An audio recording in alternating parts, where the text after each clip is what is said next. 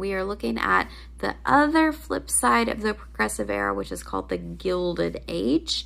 I'm going to remind you of the context for the early 20th century.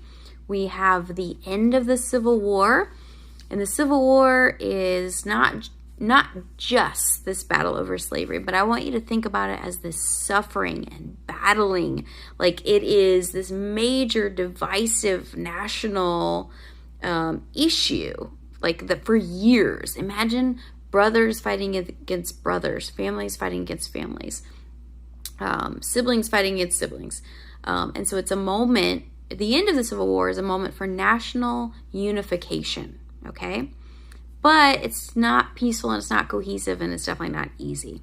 So the post-Civil War era, as soon as the Civil War ends, what we do is we have a period of recession because there's such devastation from the war, like just complete and utter devastation.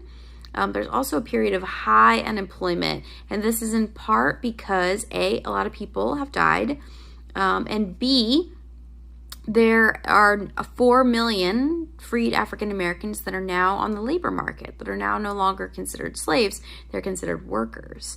And so how do we treat them as humans? So in this period, this is the context for the early 20th century, because today we're going to talk a lot about class. But to begin with, what I want to do is give 2 different visual perspectives on manifest destiny. The first that we have is a famous painting by John Gast called American Progress. It's from 1872. And normally what I do is in class, I ask you to just tell me what you see, give you a few minutes and look at it. But what I want to do is go ahead and give you some details, and then in the quiz portion for this lecture, you're going to give me the so what, like analyze it. So if I point out the details you can give me the answer. So let me point out some things for you real quick in case you didn't notice. First, the center of the picture is Columbia. If you don't know Columbia, she is a female figure that's a representative of America. She starts out in the Revolutionary War era, in which she's named for Columbus. So she's like the female, virginal, young, pure, blonde, beautiful Virgin of America. What's important is that she is seen as innocent. Through this depiction, America is seen as innocent. She's got a star on her head. She's floating. She's angelic. In her hand, if you didn't notice what she has in her hand, she has telephone wires, wraps of them, and you can see that has them connected to telephone poles. She also has a school book. I believe it's a school book. Yeah, it literally says school book in her hands. Okay, so that's the center of the picture. Is a young, white, virginal womanhood in an angelic form. So the rest of that, what we see in the background, is a map of the United States. On the far right side, what we can see is New York. That's what that's supposed to be, is the Hudson Bay. We have the Brooklyn Bridge. We have boats signifying international commerce. We also have, in the middle, we have 2 railroads signifying transcontinental commerce and transportation, but also commerce. You also have personal modes of transportation because you have wagons. If you remember from the Oregon Trail, that is the type of transportation that an individual family might have had crossing the West. You have another type of wagon. You also have, to bring sort of a lot of these characteristics that we've been talking about together, is in the bottom, we have a depiction of a yeoman farmer. Young farmer family, and essentially sort of in this image, they have cleared the way along this riverbed, making a farm for themselves and their families. But again, it's what you remember, if you can connect that with the image that you saw before, is it's shovels, it's not big machines. We see a lot of big machines in this image. We have boats, trains, even wagons is a big machine. Here on Yeoman Farmer, they're always characterized as like small shovels, a mule, like literally your own manpower. So we have that.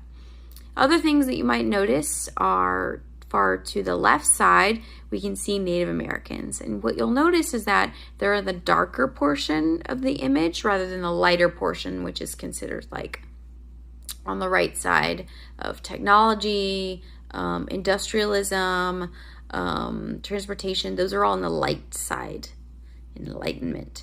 On the left side and the dark side, we have Native Americans with their buffalo that are fleeing. What you'll see is they're fleeing into the darkness away from this onslaught, this migration of Westerners towards that side. I think what's also interesting is that even though Columbia is very, what we would call scantily clad, she's in a sexualized dress, half nude, but we wouldn't say that she is sexual. We would say she's virginal, she's innocent, she's very Roman. And that is the whole point, is that she was intended to be a classical Roman figure of purity.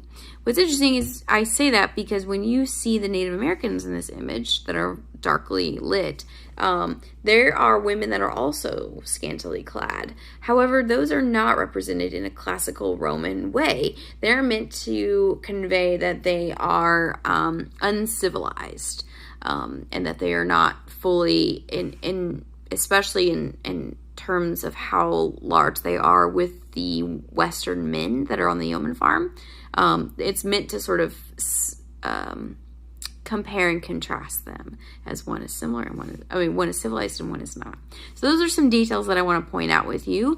What you're going to do is I'm going to unpack the next image, and then you're going to go to the quiz, and that is the first question that's on the quiz. If I'm not mistaken, it's the first, in which you are going to answer the question in the quiz question using specific details from these images. So let's look at the next image.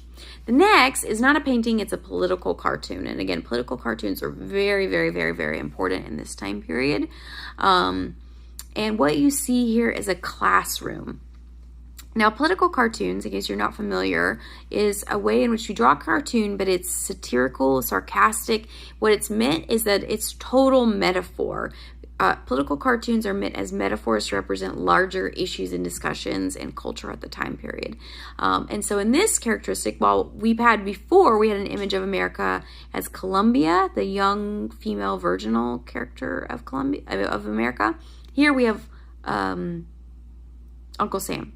And he is, again, going back to the concept of paternalism, of the father figure. He is the classical representative of a father figure in American culture. So I'm going to unpack some elements of this image.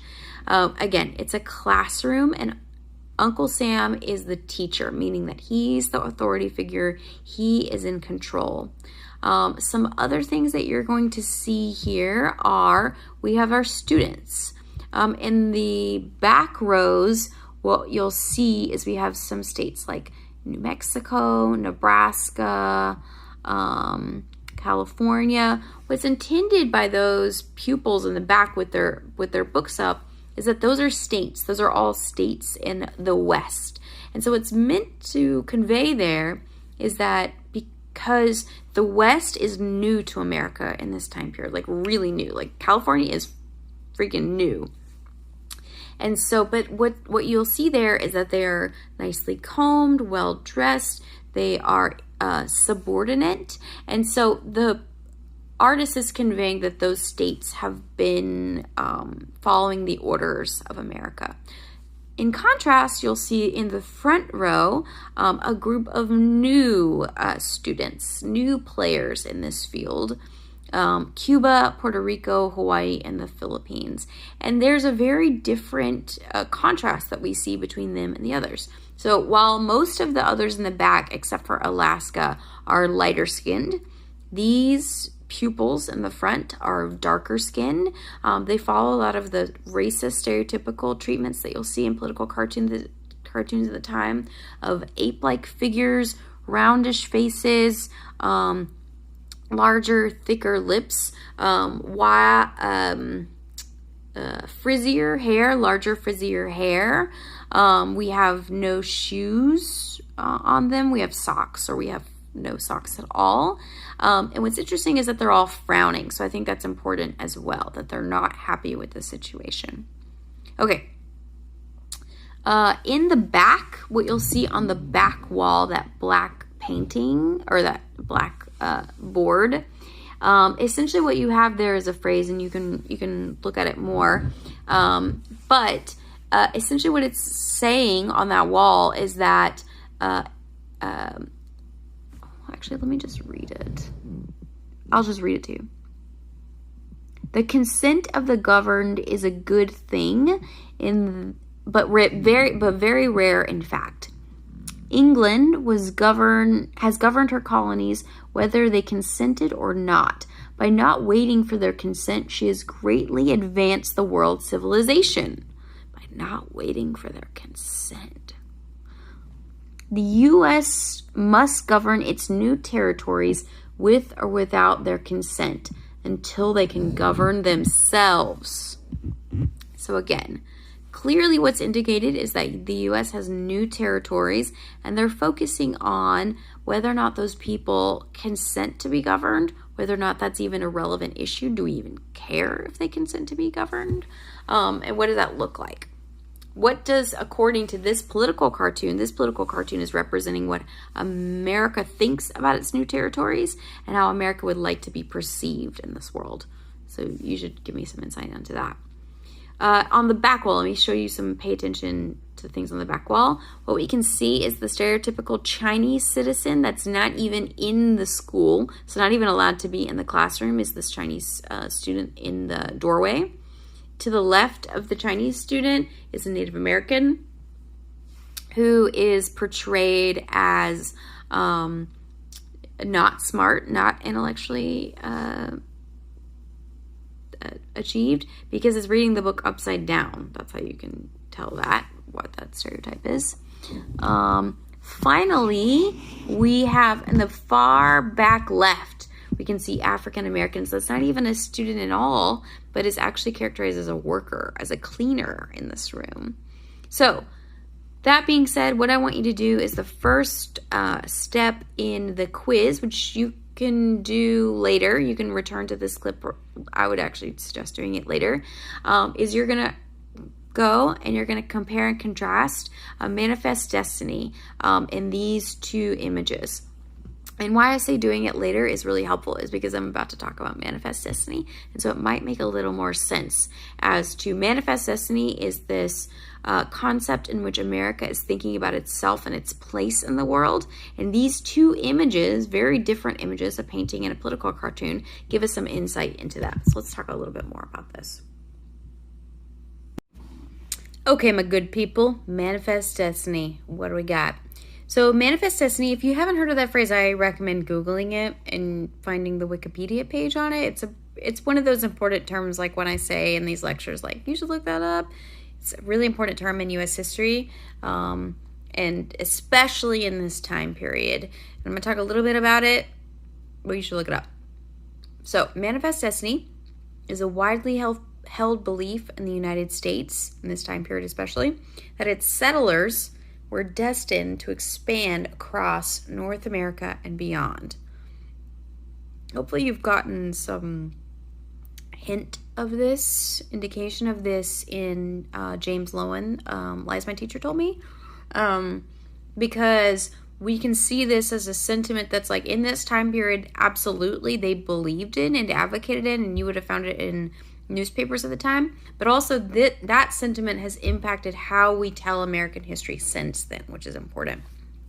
So manifest destiny is literally like, it's your destiny, meaning like God-given pathway that you're manifesting, that you're bringing to the surface. Manifest means like to make it happen. It's an irresistible destiny to accomplish an essential duty, and that essential duty is expanding across North America and beyond. This is embedded in the concept of paternalism, which hopefully I've hammered home with you, as far as we can see that paternalism in the first factories with the Lowell Mill girls. We can see that paternalism in terms of enslavement, and also once slavery is over, what do we do with African Americans? It's important in this concept because as we're expanding America, we don't expand in a vacuum. We expand where people are already occupying. And so we take that same concept of Father knows best, and we can do what's best for you, and we can civilize you, and we apply it to those places through the West, but also Cuba, Puerto Rico, Philippines, whatnot. Expansionism, what's important about that is that how they're seeing American expansion is that it's almost like a gas, that it'll never see any bounds. There's an expansion of American imperialism to Cuba, Puerto Rico, Hawaii, the Philippines, Alaska, North America, the West, etc., in which it's just naturally filling the space, and it's natural, meaning that it's not forced, it's not coerced, it's not arbitrary. It is almost like an air, like it's just naturally sort of filling the space. And that's how Americans wanted to view themselves and their expansion, as God-given, as natural, as its destiny. It's the only logical thing that would happen in this situation. Okay, now, same time period, because this is the Gilded Age quiz, so the same word that we use for the Progressive Era is the Gilded Age, and gilded means to coat with gold, gold leaf, or gold-colored substance. This is not, as far as I know, it's not gold leaf, but imagine if this, perfect, that's a great example. This is gilded, meaning this is totally a piece of crap. This looks like a totally cheap earring. In fact, you can already see it like scratching, but this is just like a gold leaf. So it's shiny. It makes it seem like it's fancier than it are. But if you scratch this, there's nothing underneath. This is gilded, and that is the phrase that they're using to describe this age, meaning that while it may seem on the outside like it's really beautiful, that it's full of rich people, it's full of wealth, it's full of progress. If you scratch the surface, if you look a little bit closer, it's actually quite problematic. And we're going to talk about some of those issues. Also, this era, when we talk about the Gilded Age, so Progressive Era means, and we're going to talk about that a little bit, Progressive Era is about, honestly, like social progress, legislative progress, things like that. Gilded Age oftentimes is focusing just on economics, because this is a time period in which we have the expansion of market capitalism. We have commerce, we have industrialization, our factories, the first factories that we had in 1840s are now just exponentially expanding. And what's interesting about it is that what's important, and when we use the term Gilded Age, what we're doing is we're focusing on how this expansion of market capitalism is at the expense of marginalized people, at the expense of poor people, people of color, immigrants, women, children, how those are, when we're expanding capitalism, we're not thinking about them, we're using them to make the rich richer. And this is just an example of that. So this is, you'll see again a lot of political cartoons in this era because it's kind of like a popular form of art, kind of like a meme nowadays, or a GIF, I say GIF. That's the correct way, and I don't care how you say it. But a meme nowadays, you look at a political cartoon in this time period.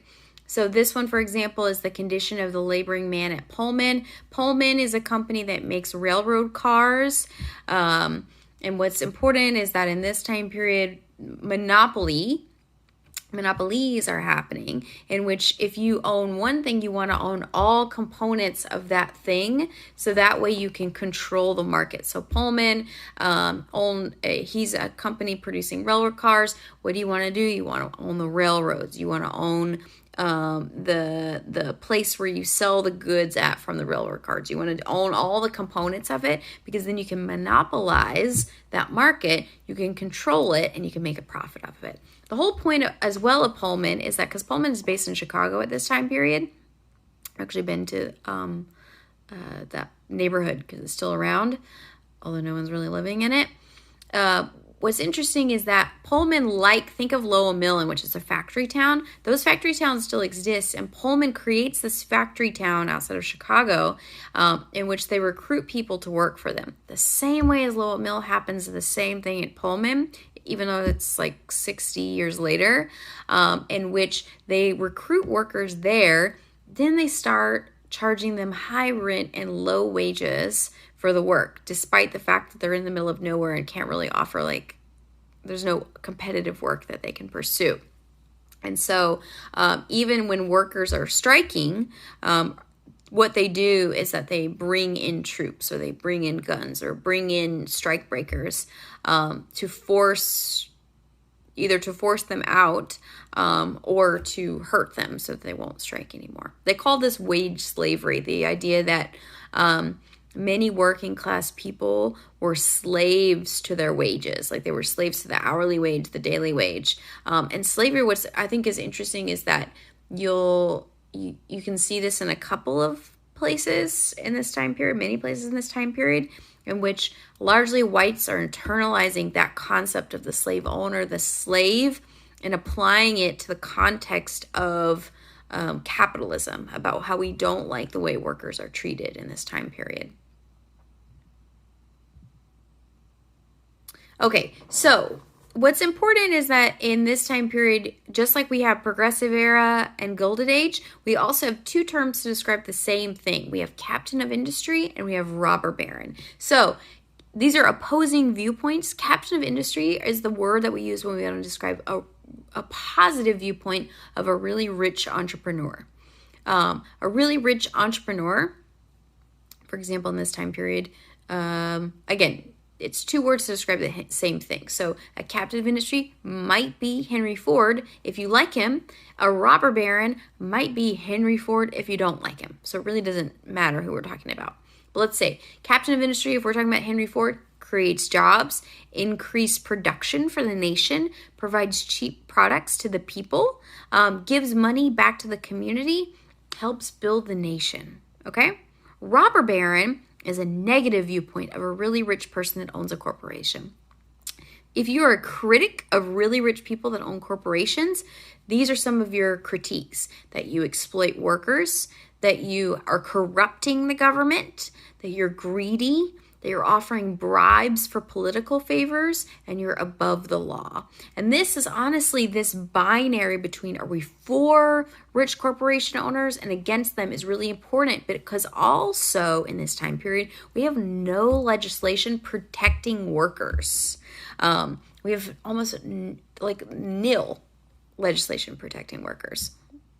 If you die on the job, you die. There's nothing for you and your family. If you get hurt on the job, that sucks for you, because you'll never have anything that will pay for your family. It's kind of up to you, that it's your fault if you got into trouble, and it's your responsibility to work as hard as you can, as best as you can, for as much money as you can, even if it's poverty wages and you can't organize. Union organizing is seen as a negative thing. So what I want you to do is, in the quiz, this is another point at which you are going to, later on, you're going to go and read the sources. There's a political cartoon and some quotes. And what I want you to do is, again, think about this duality between robber baron and captain of industry. What do those mean in this time period? If you look at the primary sources, those little snippets that I give you, what can you see there? How can you interpret as far as what is a robber baron? How do we think about them? And how do we think about captain of industry? All right, so the last few slides I want to leave you with are the face of the Industrial Revolution. We have a rise in sweatshops and piecework. So sweatshops are really small factories, even sometimes in apartment buildings, in which the whole point was it comes from this verb to sweat. And to sweat a worker means that you get the most amount of work out of them for the least amount of pay. Essentially, you're sweating them, like you're turning the heat up on their workload. Piecework is also another thing. So in addition to sweatshops, in which we're sweating you to see like how much work we can get out of you in the lowest amount of pay, piecework means that you're going to do that. You're going to sweatshop during the day. Then you're also going to take some piecework home. So maybe like you are this girl and you work at a factory during the day. You might also take 5 to 10 garments, depending on how well you can sew, of piecework, meaning that you can take 10 shirts home with you, and in your own spare time, you're going to sew those shirts. Tomorrow, you're going to bring them back, and you'll get a penny for each one. That's also how they're making pennies on the dollar, even in their free time, what little free time that they have, because there's no laws yet regulating the hours of work, the safety of work, and whatnot. This is also an era of investigative journalism and photography. So we can see that in many different ways, as far as Ida B. Wells is investigating lynching, which we talked about in the last lecture, of violence against African Americans. We also have Lewis Hines and Jacob Riis that are investigating the working conditions of especially working class immigrants. And so this is photos like these would become the face of the Industrial Revolution, because Lewis Hines and Jacob Riis, their whole point was trying to, how do we have a human face? If we're so focused on making products cheaply and more efficiently, we should care about the children, like the literal children that are making these products for our nation.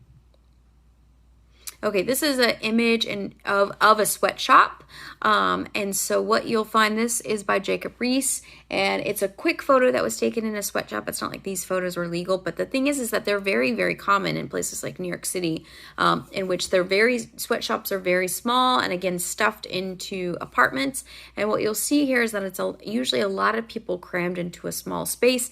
Textiles are very big as a sweatshop industry, mainly because cotton is on one of the largest commodities on the global market. So if in the South, even if we're still producing a ton of cotton, the North is turning that cotton from cotton to textiles, cloth. They're also producing that into garments. They're selling that back to the South, and they're also selling that into Europe. But I think what's really important here is that in sweatshops, you'll see a variety of different ages and genders. It's important here is because you see the teenage girl who has the scissors on her mouth. And so what's important is that photographers like Jacob Riis weren't necessarily always focused on showing dangerous situations, but they were interested in showing the human side of the human toil, the human experience of the workplace.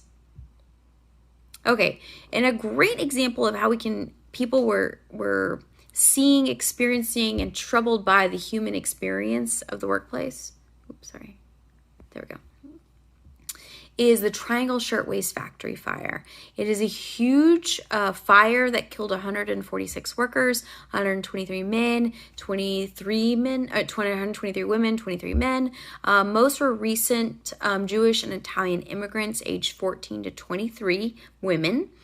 The factory owners had locked the doors to the stairwells and exits to prevent breaks and theft. Because again, if I can say anything, it's that we do not have proper labor conditions for our workers. We do not have workers' rights. There's no concept that a worker has any rights. If you think about it today, like as a student, you have some rights. So you have a right to enter a room in which you can exit. You have a right to, if there's a fire, that the sprinklers will come down and protect you. You have a right so that the furniture that you sit on doesn't harm you. There are a lot of different ways in which, like, the food you eat doesn't harm you, in which that is guaranteed as your right as a student here, that you are prevented from these harms. That is not in any way the case in this time period. There's no legislation. It's all on your own. And so in this case, what happened is that there's a fire that breaks out. And the reason why it breaks out is because in a textile factory, there's all these, if you take your jeans and you rub them, there's these little bits of cloth, like of cotton that come out. And what happens is that in a textile factory, these are in the air. So it makes the air literally catch fire. You also have machines running and whirring and whatnot. And I'm not sure if it was a machine catching fire or if it was a cigarette or whatnot, but that's what happens, is that the air catches fire, cloth on the ground. That's a lot of pieces of cloth that catch fire. And so it sets the building on fire, and there's multiple floors of it. And I can show you that. So what we can see here is, like, there's the designing room on the 10th floor, the cutting room on the 9th floor, another cutting room on the 8th floor. And what happens is that there's only a single window leading to a fire escape. And so women are literally, because some are trying to escape out of the fire escape. Some, at one point, the fire escape gets blocked by fire, and so people can't escape through the fire escape because the building burns down. And so what happens is, this is in the middle of New York City, and so you can see teenage girls literally diving to their deaths outside in the middle of New York City, diving out of windows, some of which are just trying to escape the smoky air, some of which are screaming because they just don't want to burn to death. And so the images that you see, actually, I'll see that in a second. So this is another image of the fire, in which how many workers you'd have in a sweatshop like this, like dozens and dozens. Again, that's another standard that we have today, is how many people are allowed to fit in a room. In this time period, absolutely no regulation on that. But you can actually see in that photograph some semblance of like how crowded, how full of fabric that can catch on fire was everywhere. On the right, you can see the complete devastation of it, how many machines caught on fire, products caught on fire, and whatnot.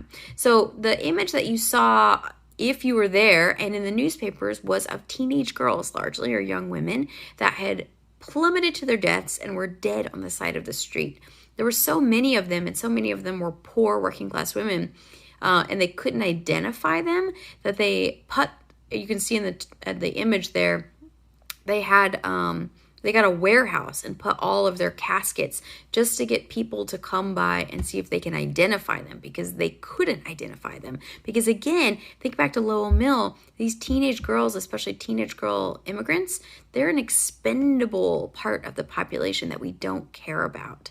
And what's important about this moment is that finally, in this era, in the progressive era, we begin to care. This seeing their deaths, seeing how tragic their deaths were, becomes this trigger to ignite especially middle-class women into campaigning for workers' rights. Not just middle-class women campaigning for the rights of working-class women, but also working-class women campaigning for their own rights. So one example is that it leads to both top-down and bottom-up organizing.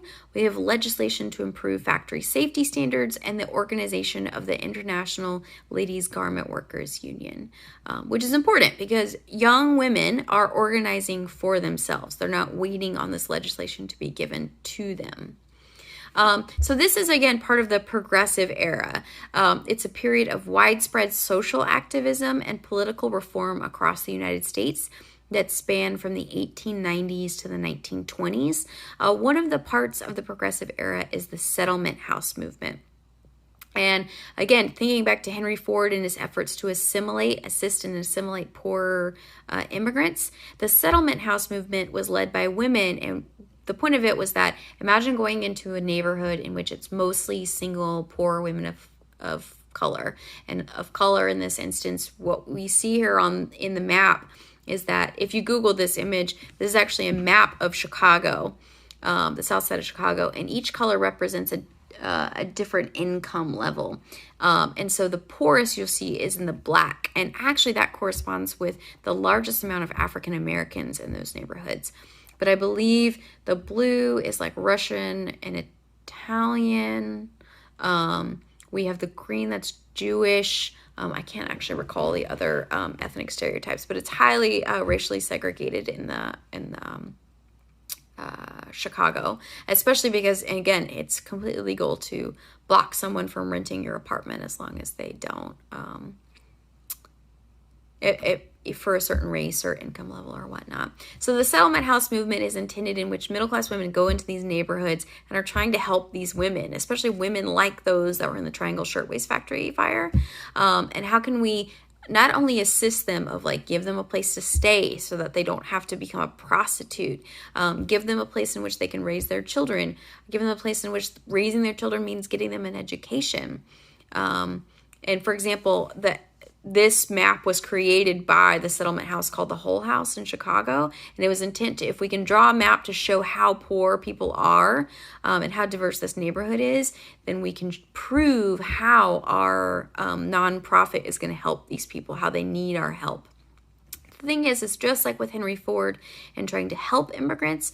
In this time period, we are also interested in how do we assimilate immigrants. How do we assimilate poor people? We have the proper way that we can teach them. We can teach them to be better. They need our help. Again, it's a very paternalistic, like father knows best characteristic that's put on the individual rather than the system, and that the system is problematic rather than just how these people are in a really crappy situation. The last thing I want to leave you with, actually there are 2 slides, and the first one is about factory workers. And so when I'm telling you about how there are what we need in the progressive era are policies to improve labor conditions, that's because in this era we are trying to push labor to the max that it could possibly be pushed to. So we have what's interesting is I talked about before from piecework, in which like you can do things in your own time. The next thing we have is Taylorism, and which is based off a man that literally studied someone on an assembly line and studied their movements, like literally picking up this one thing and moving it to the next, picking up this one thing and moving it to the next. And Taylor studied them, and what he discovered is like, if we can move this 3 millimeters here and that 3 millimeters there, what we can do is shave off half a second off their move, and therefore we can make one more product by this person a day. And so Taylorism is the part of this efficiency movement in this what's called the new modern era of how do we make things more efficient, faster, stronger, and we're going to do that through the assembly line. And what's important is that the assembly line is the human.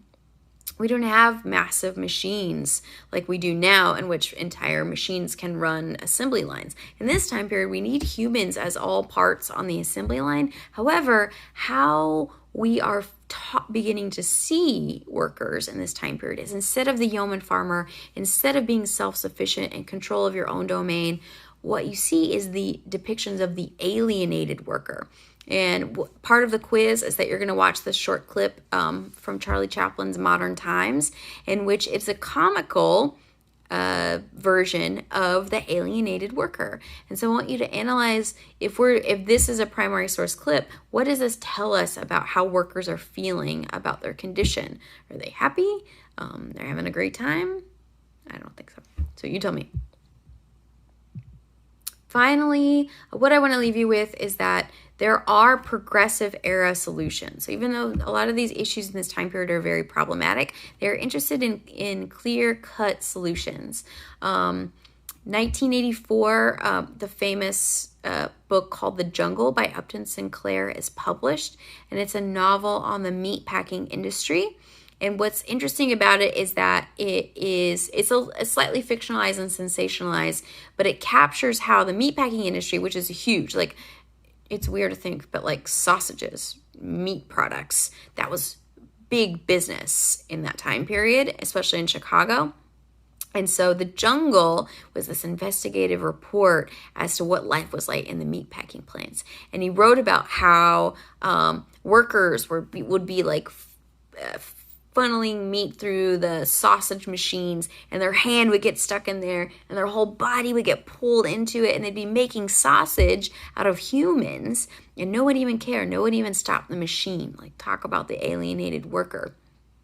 So this book was so popular that this book led to the first Meat Inspections Act, because we literally had no legislation govern with any oversight over what was in our meat.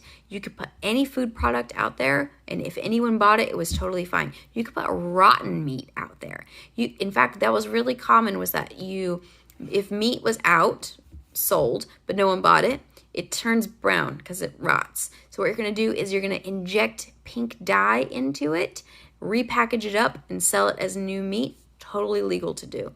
So the Meat Inspections Act. Another one is the 1906 Pure Food and Drugs Act, because again, you could put any medicine out there. You could put medicines out there like cocaine, morphine, and say, oh, this makes your stomach feel better. This cures nausea. This makes your lightheadedness go away. How many treatments in this time period for period cramps? Oh my God, Lysol douching, like literally Clorox bleach was a treatment for women and putting them in their vagina.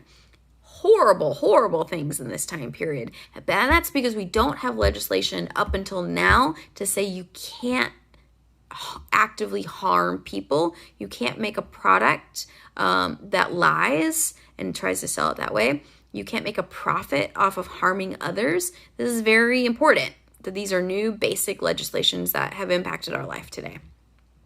Another one is in 1919, the 8-hour workday, because again, we don't have limitations on workers. We can work them as hard as we want, however long we want, every day if we want. And then I also include here in 1920 to 33 the prohibition of alcohol. And that was the time in which literally it was illegal to drink alcohol. And it's not until 1933 that we decide, you're right, let's go back. Because this is in an era in which alcohol is seen as something that's being brought in by foreigners, like Germans, especially Eastern Europeans, Russians, with vodka and beer and all this stuff. And so it's part of the xenophobia wave of we don't want these foreigners bringing in alcohol and bringing in their domestic violence, their working class lifestyles. We want to eliminate this. Turns out we like booze. So some of our efforts that we do in the progressive era are out of things like racism and xenophobia. Some of them are interested in protecting workers. Some of them are just like, no, we're going to scrap that and we're definitely going to keep our alcohol. So that being said, what I want to do is leave you with that. Head to the quiz. I believe it's 60 minutes that you have on the quiz, but I'm not entirely sure. But either way, it corresponds with elements in this lecture today, which I hope you enjoyed, and I will see you next week. Bye.